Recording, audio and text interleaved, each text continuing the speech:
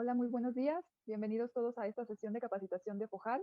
Me presento con ustedes, soy la maestra Cortés, de la maestra Gabriela Cortés, perdón, les doy la más cordial bienvenida. El día de hoy vamos a tener un curso que a mí particularmente me gusta mucho porque es el curso de finanzas personales. Esta cápsula justamente pues habla de cómo podemos administrar mejor el dinero desde un enfoque personal que después trasladamos al mundo de los negocios. Les voy a dar algunos tips, algunas sugerencias, algunas cuestiones que les van a poder orientarse un poquito mejor en relación a esto. El objetivo es entender cómo administrar el dinero y obtener el conocimiento para una mejor toma de decisiones a través del manejo de las finanzas personales. En México, las personas no tenemos cultura financiera o la gran mayoría de personas no tienen cultura financiera. ¿Y qué sucede? Que no tienen claridad en el sano manejo de sus finanzas personales porque vivimos constantemente del crédito y de algunos otros malos hábitos que vamos adquiriendo a lo largo de nuestra vida que no nos permiten tener un buen uso del capital que poseemos. Me gustaría que hicieran esta breve reflexión de qué esperan aprender de esta charla, de esta capacitación. Bueno, ¿qué esperas aprender? En algún momento hay quienes me dicen, no, yo quisiera pues aprender a manejar mejor mis gastos, quisiera aprender a ahorrar, quisiera saber en qué invertir, que esa es una pregunta muy común que me hacen a lo largo de este tipo de cursos que imparto. Y entonces yo les digo, miren, la verdad es que pues no es una receta mágica, tampoco es una varita mágica con el tema de que yo les voy a decir qué hacer y lo van a poder implementar inmediatamente. Esto es un tema de hábitos y de disciplina. Entonces es bien importante que ustedes, todos estos tips que adquieran el día de hoy a través de esta cápsula o de este curso, pues traten de llevarlos a la práctica poco a poco, de manera paulatina y de manera progresiva, porque de repente querer tomar todo lo que aprendemos en una sesión y quererlo implementar en nuestra vida de una manera muy rápida, todo junto nos cuesta muchísimo trabajo, ¿no? Porque no estamos acostumbrados a los cambios. Ese es un tema también a nivel psicológico interesante entender que los seres humanos como tal, los individuos, nos resistimos al cambio. Entonces, querer hacer cambios bruscos en el manejo de nuestro dinero de un momento a otro, pues es prácticamente complicado. Y entonces se puede hacer, pero de manera progresiva. Esta lámina de cuál es tu relación con el dinero es muy importante porque dice ahí que podemos optar por una mentalidad de escasez o mentalidad de abundancia. Te pido que por favor reflexiones o te vengan a la mente estos recuerdos de cuando eras niño y vivías con tus papás o con quienes se hayan hecho cargo de ti, tus tutores. ¿Cuál era esta relación que tenías tú con el dinero o cómo vivían en tu casa desde el contexto familiar el dinero? Pues resulta que depende de cómo hayan vivido eso, es algo que vamos aprendiendo de manera a veces hasta muy mecánica por cuestión de educación, de ambiente, de valores. Entonces, si desde pequeños vimos a nuestros papás batallar con el dinero porque escuchábamos expresiones como que no alcanza, cada vez está más caro todo, no hijo, hoy no te puedo comprar eso porque no hay dinero, no tenemos dinero, y desde niño fuiste escuchando ese tipo de cosas, es como si de manera inconsciente nos fuéramos programando a nivel mental para tener una idea de que el dinero pues es complicado de obtener y es escaso y no hay. Y en realidad, pues efectivamente allá afuera suceden muchas cosas en temas de mercado, de inflación, de alza de precios, pero también es como tú lo veas. Aquí la primera cuestión que les quiero invitar a tener clara es que el dinero es una herramienta, no es un fin. Entonces, esa herramienta nos tiene que servir para generar más dinero y nos tiene que ayudar a poder incrementar la riqueza que queremos alcanzar para poder llegar a ese punto de esa vida idílica que todos soñamos, ¿no? Entonces, fíjense cómo está este contexto que es bien interesante, ¿sí? La percepción de lo que viene siendo el dinero, de cómo interactuamos nosotros como individuos con el dinero a través de todas estas variables que están viendo en la pantalla.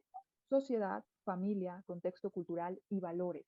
La primera escuela de todos nosotros siempre es la familia. Entonces, en ese sentido, por eso es muy importante a veces esta programación que tenemos a nivel individual con el dinero, ¿sí? Después entra un contexto que también viene mucho de la cuna, de la parte familiar, de los valores que hoy en día creo que desafortunadamente se han perdido muchos de estos valores. Yo recuerdo que al menos a mí en primaria me daban clases de civismo, en secundaria me dieron clases de ética, y creo que las escuelas siguen manejando esas materias, pero no les dan quizás la debida importancia. Entonces las meten, vamos a decir, como materias de relleno, cuando tendría que ser algo que fuera primordial en la educación de todos nosotros, ¿no? Porque de ahí se desprenden muchas cosas.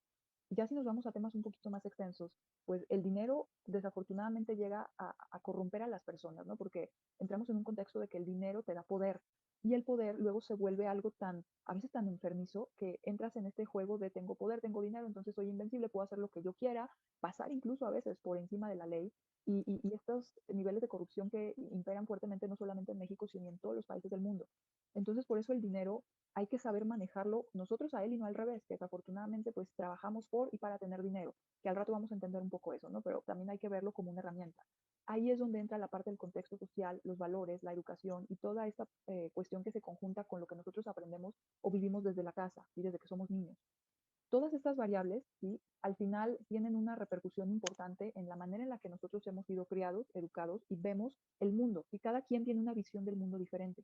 Entonces, para concluir esta parte, pues el dinero debe ser, justamente dice ahí abajo, el resultado del esfuerzo, nunca un premio por lo que haces ni la razón por la cual trabajas. Y esto último es muy importante. El dinero no debe ser la razón por la cual trabajamos, pero irónicamente todos los días, todos nosotros salimos allá afuera a trabajar para ganar dinero. Sin embargo, cuando entendemos que el dinero es una herramienta y no el fin por sí mismo, y que por encima del dinero quizás hay otras prioridades, pues em, vamos reorganizando entonces la manera en la que manejamos nuestro dinero para que se vuelva una herramienta inteligente y nos dé más dinero sin necesidad de seguir invirtiendo más tiempo en nuestro. Pues este es un medio para obtener cosas necesarias y no el fin por sí mismo. Eso quiero que quede bien claro. Siempre tengan presente y lo voy a estar repitiendo a lo largo de toda la sesión. El dinero es una herramienta y la actitud personal que tú tengas en relación a esto, pues te puede dar esta mejora o esta disposición para ganar más dinero. Entonces tienes que estar muy consciente de la relación que existe entre ti como ser individual y el dinero. Ahora, como dato cultural, les comparto, hace un par de años a lo mucho, España fue el primer país que decide ofertar una carrera a nivel licenciatura que se llama Psicología de Economía. Fue el primer país en el mundo en hacerlo.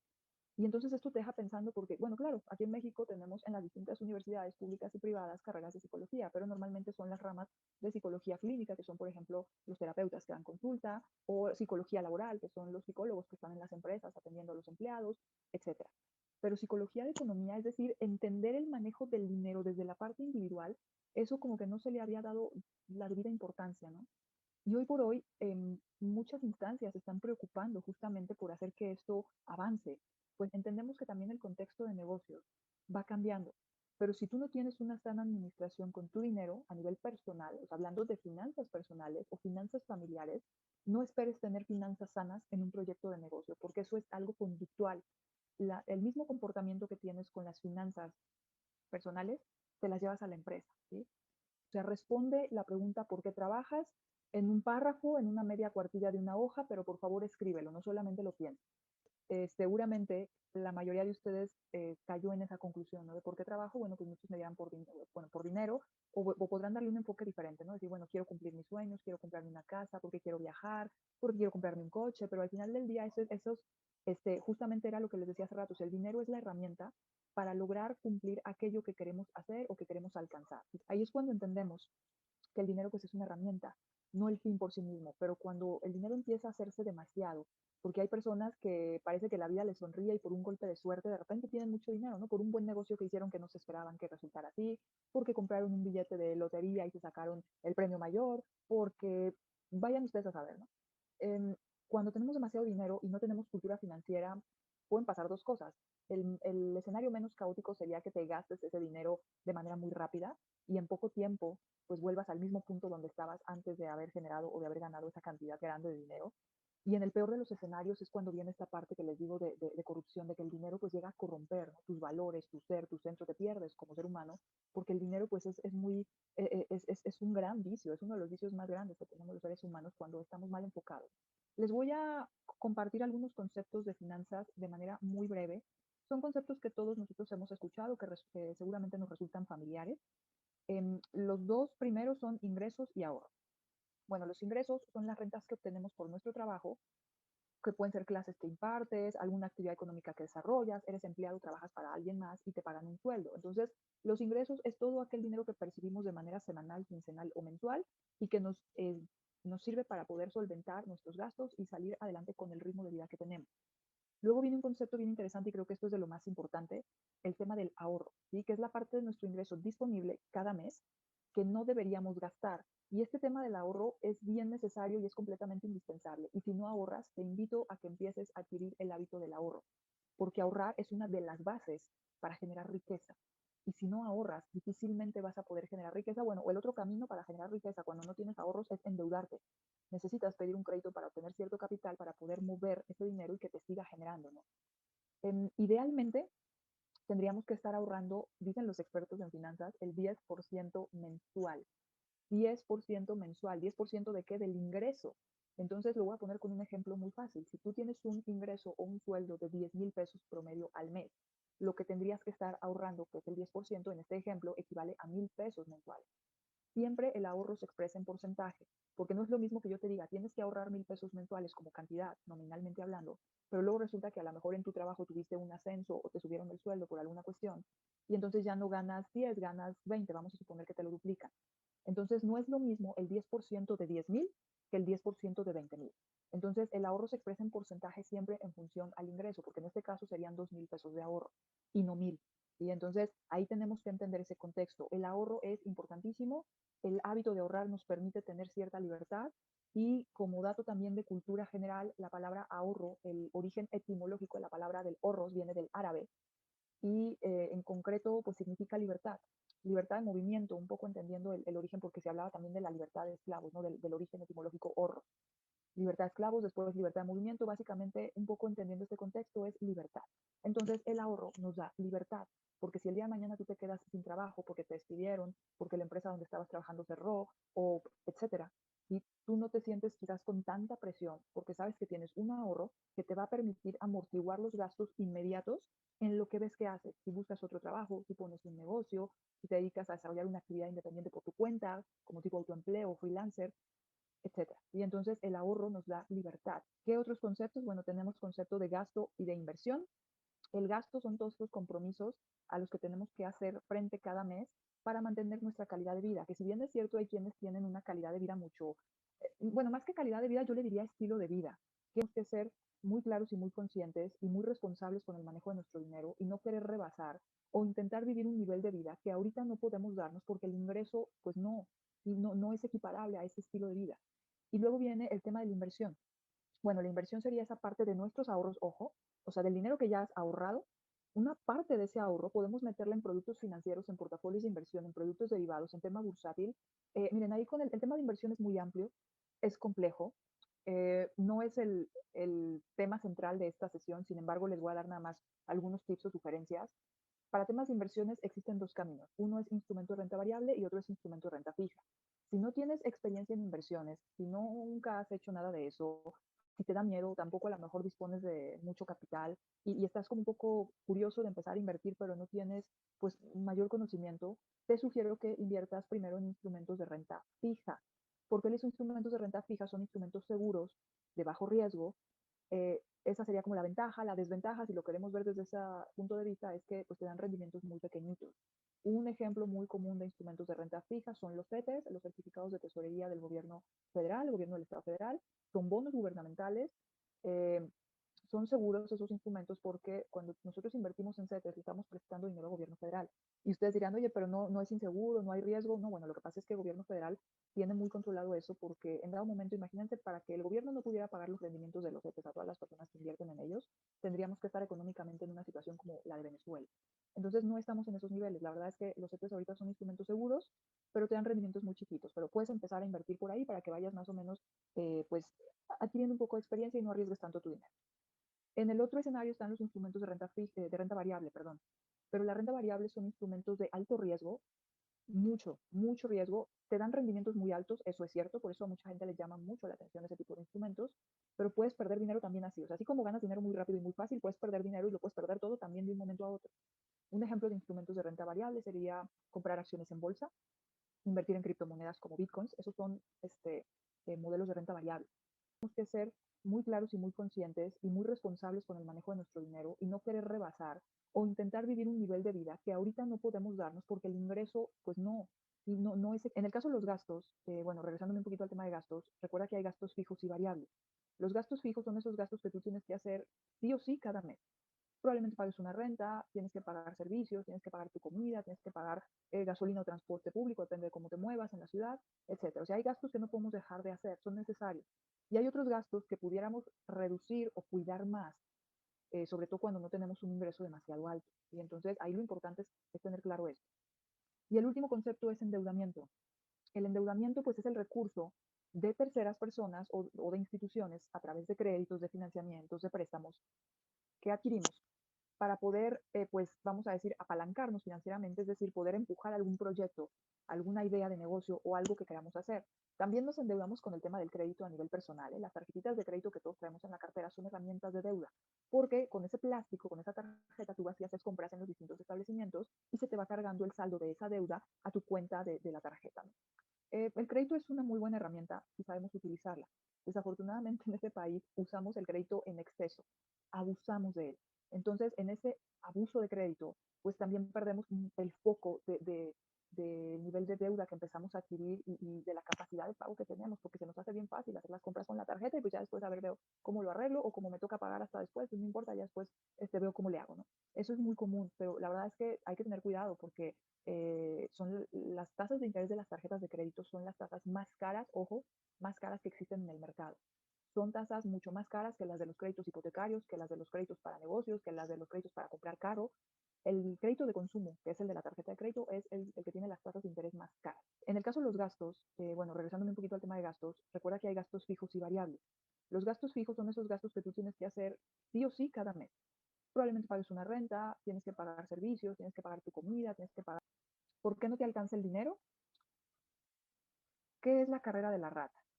Es la situación en la que tus gastos, ojo, tienden a crecer al mismo ritmo en que aumentan tus ganancias. Entonces, cuanto más ganas, más gastas, ¿sí? Por alguna razón, el dinero siempre es poco para quienes están corriendo esta famosa carrera de la rata, ¿sí? ¿Qué es lo que sucede? Que no te das cuenta que a nivel que aumentan tus ingresos, está bien que aumentes tu nivel de vida, eso no lo critico y para eso también buscamos ganar más, para aumentar nuestro nivel de vida, nuestro estilo de vida y nuestra calidad de cómo vivimos.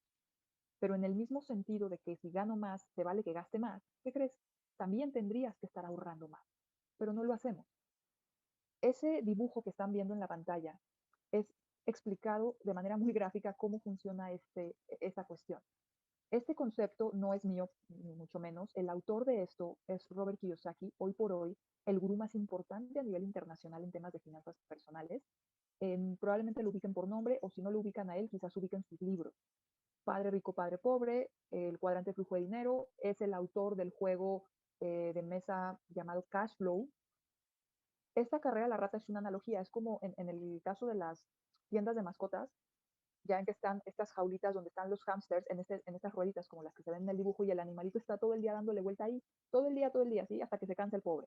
Pero está dándole vuelta, pero no cambia de punto, o sea, no avanza, está en el mismo punto dándole vuelta y vuelta y vuelta, o sea, en pocas palabras, no avanza. Y es el mismo ejemplo en la analogía de cuando somos empleados. ¿Por qué trabajas? Por dinero, para pagar deudas, pagas tus deudas, te quedas sin dinero, ¿qué sucede? Que tienes que volver a trabajar por dinero para seguir pagando, otra vez sin dinero trabajas. Es un ciclo, es un círculo, por eso se llama la carrera de la rata, porque no hay para dónde hacernos. Es difícil salir de este modelo.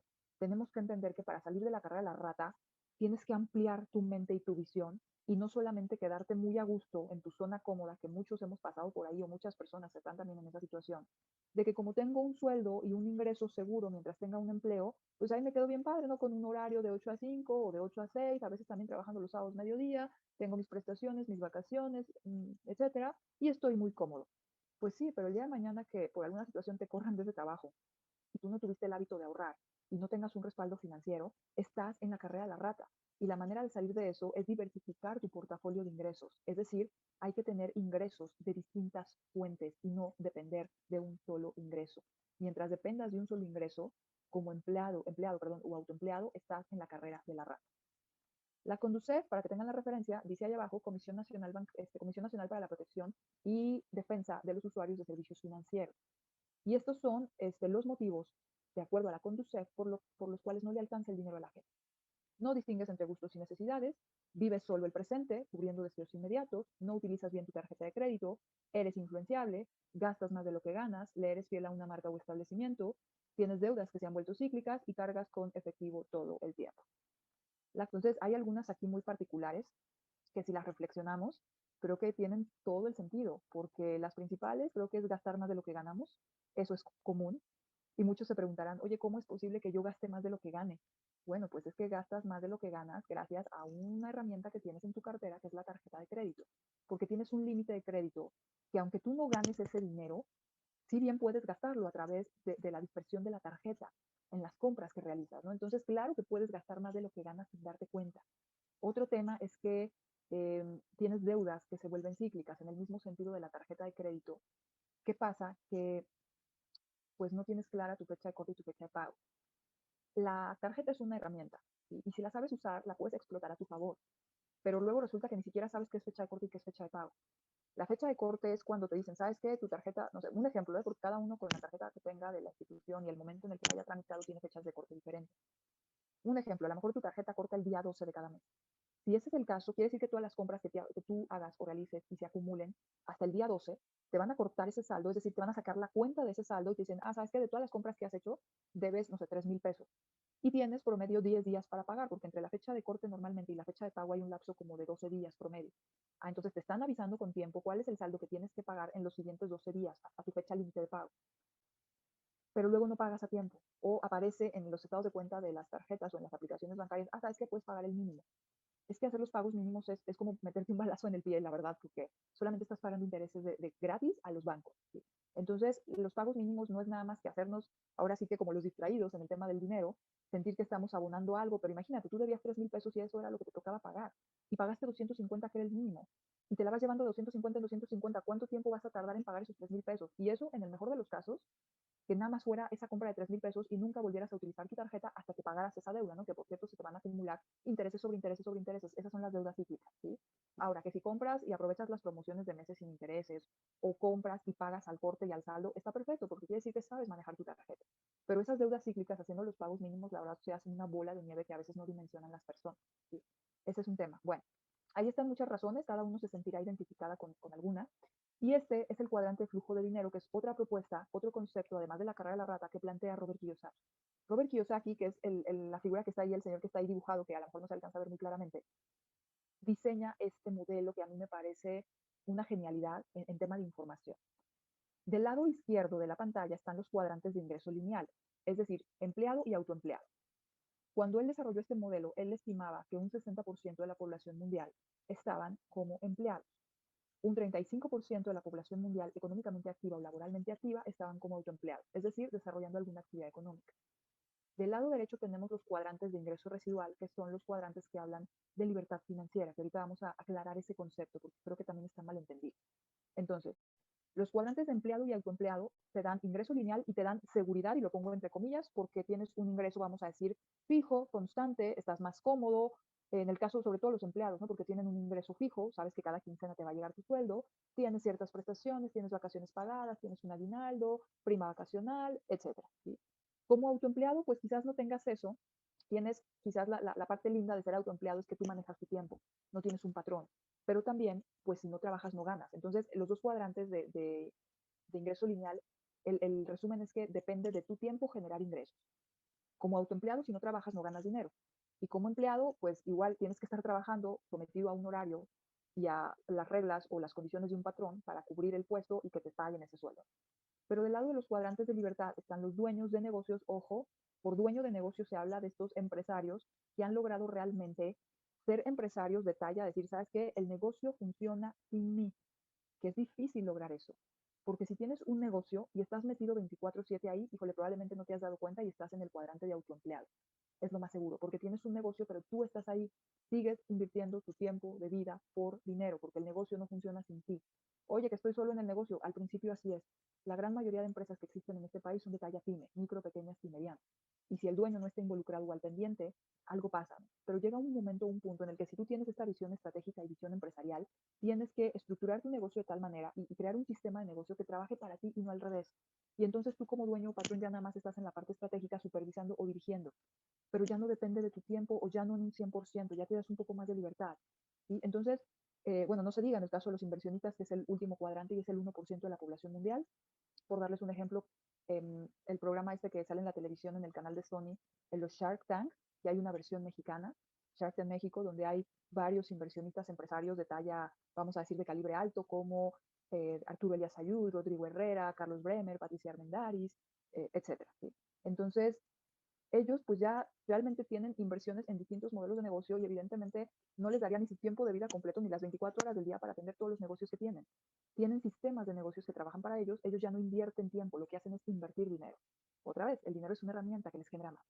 Entonces, en ese entendido, la libertad financiera, para resumir este modelo, libertad financiera es cuando logras generar dinero sin que vaya de por medio tu tiempo. Porque luego malentienden libertad financiera. Oye, yo tengo mucho dinero, yo gano muy bien en mi trabajo, entonces tengo libertad financiera. No, porque mientras tengas que invertir tiempo de tu vida en generar dinero, no tienes libertad financiera, aunque sea un sueldo alto y aunque te vaya muy bien económicamente. La libertad financiera se alcanza cuando dejas de invertir tu tiempo de vida. ¿Sí? Y esa es la parte quizás más significativa de todo esto, ¿no? Entonces, piensa que no se trata de trabajar duro, sino trabajar de manera inteligente. ¿Sí? Vamos a entrar al tema de manejo de crédito. Bueno, el crédito, hemos estado hablando a lo largo de la sesión de la tarjeta y del uso de la misma, que pues son muy buenas herramientas, pero a la hora de solicitar un crédito es necesario que tú realices un análisis minucioso de cuáles son las alternativas que existen en el mercado y cuál se adapta mejor a tu necesidad como usuario y a tu bolsillo. Y así tomas una decisión responsable, ¿sí? Porque hay muchos productos allá afuera, particularmente en el caso de las tarjetas, todos los bancos te ofrecen una tarjeta de crédito. Cada banco te ofrece condiciones distintas. Y entonces, que si te cobran una anualidad, que la tasa de interés, que si te incluyen algún seguro en el tema del plástico con la tarjeta, etcétera. Entonces, aquí en la pantalla, pues estás viendo algunas de las recomendaciones para tema de manejo de crédito de una manera más ordenada. ¿Sí? Sobre todo creo que el punto 2 es el más relevante de esta lista. Recuerda que el pago del crédito no debe rebasar el 20% de tu ingreso mensual. O sea que si ganas 10,000 pesos y traes deudas, esa deuda no puede exceder el 20% de tu ingreso mensual. Estamos hablando de 2,000 pesos. ¿Por qué? Porque si no vas a caer en esto que les decía hace rato de que vas a gastar más de lo que ganas si abusas de la tarjeta de crédito. Tipos de crédito, de manera muy general, bueno, existen estas clasificaciones. Está el crédito de consumo, que son las tarjetas de crédito. ¿Por qué le dicen crédito de consumo? Porque es el que utilizamos para comprar cosas básicas, ¿no? Para pagar el súper, para pagar ropa, para pagar viajes, para pagar comida. O sea, realmente por eso se le llama crédito de consumo. Están los créditos comerciales, como en el caso de Fojal, que te ofrece créditos para, pues, gestión, generación de empresas o impulso de negocios, y créditos hipotecarios, que son para comprar viviendas, ¿sí? O bienes inmuebles. Entonces, aquí está de manera muy general explicado lo que es crédito de consumo, ¿sí? Lo que es crédito comercial y lo que es crédito hipotecario. ¿Sí? Lo importante del crédito son los criterios que tú debes observar antes de endeudarte o antes de adquirir un compromiso como es el sacar algún dinero si tú no tienes esto bien estudiado. Tasa de interés, plazo, fíjense por favor en el CAT, el costo anual total, los tiempos forzosos y el cálculo del interés. Particularmente con el CAD. El CAD es lo que realmente vas a pagar por ese crédito. Y el CAD es lo que viene en las letras chiquitas de los contratos cuando firmamos el crédito o sacamos una tarjeta de crédito y nos dan el plástico, nos dan normalmente unas hojas que hay que firmar. Y eso es lo que viene en las letras chiquitas. El CAD, que es el costo anual total, es el acumulado de todos los gastos, vamos a decir, la tasa inicial de interés y cualquier otro interés que se pague al final del plazo del crédito, que se van acumulando. Cuando el CAD está más abajo que la tasa de interés, es un crédito accesible o vamos a decir barato para mí como usuario, es un buen crédito. En cambio, si el CAD está por encima, ojo, de la tasa de interés, quiere decir que es un crédito caro para mí como usuario. Y normalmente las tarjetas de crédito traen mucho más arriba el CAD que la tasa de interés. Y de por sí las tasas de las tarjetas de crédito ya son elevadas, veintitantos por ciento, 24, 25%, hasta 40 y tantos. Y los CADs de algunas tarjetas se van a sorprender hasta el 70%. Son créditos muy caros. Entonces, fíjense por favor en esos dos datos y recuerden nada más eso. Bueno, el buen manejo del crédito se realiza a través de una planeación de presupuestos. Te sugiero que lleves la cuenta mensual de las cuotas de todos los créditos que tengas vigentes, ¿sí? Cumple con el pago de tus créditos a tiempo, no lo utilices para pagar deudas de otros, porque hay quienes no solamente conformes con una tarjeta de crédito tienen dos o tres o cuatro. He conocido personas que tienen hasta 7 tarjetas de crédito y todas hasta el tope de saldo. Es bien complicado manejar tanta deuda, tantas tarjetas, diferentes fechas de corte, diferentes fechas de pago, diferentes condiciones de interés. Te embrollas tú solito en un pozo sin fin de deuda cuando no controlas eso. Te sugiero o te invito a que revises tu historial crediticio. Todos tenemos derecho a revisarlo una vez al año de forma gratuita en internet en esta página, www.burodecredito.com. Si lo consultas más de una vez al año, te lo van a cobrar. Creo que el costo de cada reporte son como 100 pesos. Es interesante que saquen este reporte. Yo les sugiero bajar el que dice reporte de Buró de Crédito Especial, porque ese además le puedes agregar el score, y el score es la calificación de cómo te están evaluando a ti las instituciones crediticias con las que has tenido interacción. Estar en buró de crédito no es malo, lo que pasa es que confundimos el concepto. Oye, estoy en buró de crédito, sí, si tienes un plan de telefonía celular y lo estás pagando, si estás pagando tu casa, si estás pagando tu carro y llevas el pago de esos créditos en tiempo y forma, de todas maneras vas a aparecer en el buró. Estar en buró de crédito es tener historial crediticio. La única diferencia es que puedes tener buen historial o mal historial. Y el problema del mal historial es justamente que luego es como cómo te evalúan las instituciones. Lo que califican las instituciones en este caso, con este famoso score que les digo, es su conducta de pago. Es cómo te comportas tú, qué tan responsable eres con el pago de tus compromisos financieros y de tus deudas. ¿Sí? Eso es el tipo de información que aparece en estos reportes. Entonces, aquí un poco el mensaje también de esto, hablando a nivel finanzas personales, es que incrementes tu nivel de ahorro y reduzcas tu nivel de deuda. Aquí está lo que les platicaba hace rato, el origen de la palabra ahorro, que viene del árabe, y que les decía que al final, pues, el significado de esta palabra es libertad. Entonces, librar a alguien de algo. Y cuando tú tienes ahorros, eres libre de alguna manera porque te sientes más ligerito, que no es lo mismo saber que tienes un respaldo financiero de un dinero que puedes utilizar de manera inmediata porque es tu dinero para alguna emergencia, a que se te presente algún incidente desafortunado y no tengas dinero para poder hacerle frente, ¿no? Entonces, ya para entrar al último tema, para ir cerrando esta cápsula de capacitación, les voy a hablar de la parte de planeación y presupuesto. Anoten por favor también esta regla, esto es importante, ¿eh? El manejo de presupuestos va de esta forma, tomando el mismo ejemplo del ingreso de un sueldo de 10,000 pesos. Si tú tienes 10,000 pesos de sueldo, el 50% máximo a tus ingresos se tiene que ir a gastos fijos. Estamos hablando de, en este caso, en este ejemplo, 5,000 pesos. El 30% máximo a gastos variables y flexibles, que esos podrían ser los gustos que nos damos, los paseos, las salidas al cine, los restaurantes, que quiero, me quise comprar algo para mí y que me salió un poquito más caro. Y dices, bueno, pues date permiso, pero también arma un presupuesto, tópalo y respétalo, ¿sí? Y no te pases de ahí. Y ahí dice 20% ahorro y objetivos financieros, o sea, puede ser 10% ahorro y 10% objetivos financieros. Y un objetivo financiero puede ser lo que tú decidas. Puede ser comprarte un coche, irte de viaje, ahorrar para comprar tu casa, empezar a visualizar eso en el largo plazo. Entonces, esta es, vamos a decir, la estructura ideal. 50, 20, 30, o bueno, 50, 30, 20, ahí está el orden, gastos fijos, gastos variables y ahorro y objetivos financieros. Y ya para darles algunas sugerencias, pues está el tema de cuidar el patrimonio, ¿no? Miren, mecanismos para cuidar tu patrimonio pueden ser dos. Uno es los seguros, que existen seguros en el mercado para todo, seguros de vida, seguros de gastos médicos mayores o menores. Ahora nos dimos cuenta de la importancia de tener un seguro de gastos con todo lo de la pandemia y demás. Seguros contra, bueno, seguro vehicular, seguros contra robo, incluso hay muchos modelos de seguros para los negocios también. Y el otro modelo, pues, son los famosos fondos de emergencia. Entonces, el fondo de emergencia puede ser también parte de ese ahorro que tú estás generando, porque hay riesgos o situaciones o imprevistos que a todos nos ocurren en la vida diaria que no tenemos visualizado y que aquí les pongo un ejemplo sencillo. Oye, pues se me descompuso el coche, ¿no? O una descompostura, un choque, algo, y pues ese ya es un gasto extra que no teníamos previsto, que le tengo que cambiar llantas, o etcétera, ¿sí? Entonces, cuando no tenemos previstos fondos, pues nos desfasamos financieramente. Obviamente hay gastos que sí son previsibles, gastos que sí podemos visualizar, gastos que sabemos que sí vamos a tener, a lo mejor gastos que son una o dos veces al año. El pago del seguro vehicular se paga normalmente o anual o semestral. El pago del predial, por ejemplo, de la vivienda que tengas casa, ese se paga una vez al año. Todos los impuestos que nos quejamos que tenemos que pagar en el mes de enero, que es la famosa cuesta de enero, como le llamamos coloquialmente, pues si sabemos que son gastos que vamos a tener y que sí o sí se van a dar, ¿por qué no lo prevenimos? ¿Por qué nos esperamos a que se nos vengan todos los gastos juntos, a que nos aplaste esta bola de nieve de deudas y que entonces es, bueno, ¿cómo le vamos a hacer? ¿No? Ya, pero 15 días antes o un mes antes, en diciembre, no, bueno, la gastadera en grande para los regalos de Navidad, la cena navideña, las festividades, las posadas, está bien, ya les decía, no estamos peleados con eso, pero también hay que ser muy conscientes, otra vez, del nivel de ingreso que tenemos y en base a ese ingreso es el nivel de vida que podemos dar. Que a lo mejor ahorita no te estás dando el nivel de vida que a ti te gustaría, puede ser, pero entonces hay que trabajar, ojo, repito, de manera inteligente para entender que podemos generar ingresos y aumentar nuestro nivel de vida sin estar demasiado amarrados con nuestro tiempo, ¿sí? Entonces, estrategias para cuidar el patrimonio, bueno, de manera muy general hay que ahorrar y diversificar el dinero. Entonces, como decimos coloquialmente, no pongas todos los huevos en una sola canasta.